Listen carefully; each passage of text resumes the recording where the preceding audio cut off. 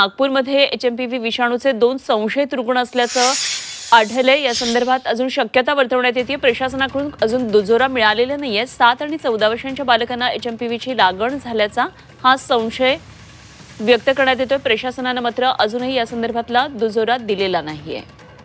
आमचे प्रतिनिधी अमर काळे सध्या आपल्या बरोबर जोडले गेलेत। आणखी माहिती जाणून घेऊया। अमर, महाराष्ट्राची खरं तर चिंता वाढवणारी बातमी आहे। नागपूरमध्ये 2 संशयित रुग्ण असल्याचं कळतंय। एचएमपीव्हीचे काय नेमके या संदर्भातले तपशील आहेत? अनुपमा, आपण बघितलं होतं चीननंतर चीनमध्ये आढळून आला होता विषाणू आणि त्यानंतर भारतात सुद्धा 5 आता रुग्ण आढळून आले। नागपुरात सुद्धा 2 संशयित रुग्ण आढळून आले। साधारणपणे 7 ते 14 वयोगटातील हे रुग्ण असल्याची माहिती प्राथमिक येते। सध्या प्रशासनाकडून स्पष्टपणे नकार किंवा दुजोरा देण्यात आलेला नाही आहे या बाबतीत। पण या बाबतीत त्यांची काही टेस्ट करण्यात आला, त्याच्यात काही लक्षणं आढळून आले होते आणि आता वरिष्ठ लॅबोरेटरीमध्ये त्यांची चाचणी करते, सॅम्पल जे आहे ते पाठवलेले आहे आणि त्यानंतर त्याच्याबाबत स्पष्टता येईल। पण आता हे संशयित रुग्ण म्हणूनच या 2 रुग्णांकडे पाहण्यात येत आहे आणि त्यांना अगदी दक्षता विभागात विलगीकरणामध्ये ठेवण्यात आल्याने पूर्णपणे काळजी घेण्यात येत आहे। ठीक, अमर, धन्यवाद दिलेले या माहितीसाठी। अमर काळे आमचे प्रतिनिधी नागपूरमधून आपल्या बरोबर होते।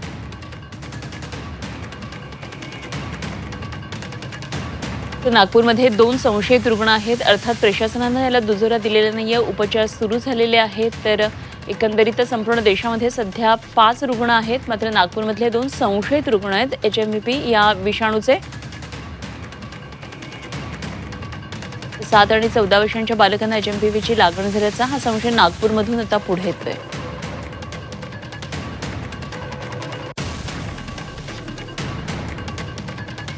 तर काय नेमकी लक्षणं या व्हायरसची आहेत तेही आपण एकदा पाहूया।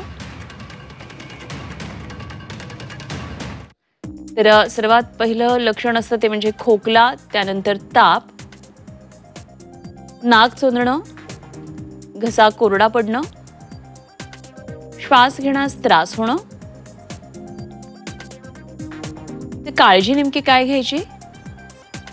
शिंकताना खोकताना रुमालाचा वापर करा। हात वारंवार धुवावेत। पुरेशा प्रमाणामध्ये पाणी प्यायचं। ताप खोकला असताना सार्वजनिक ठिकाणी जाणं टाळा। सार्वजनिक ठिकाणी थुंकू नका। सार्वजनिक ठिकाणी जाताना मास्कचा वापर करा। सर्दी खोकला झाल्यास स्वतःच्या मनानं औषधं घेऊ नका। वैद्यकीय सल्ला घ्या। डोळे, नाक आणि तोंडाला वारंवार स्पर्श करू नका। लहान मुलं, वृद्धांनी विशेष काळजी घ्या।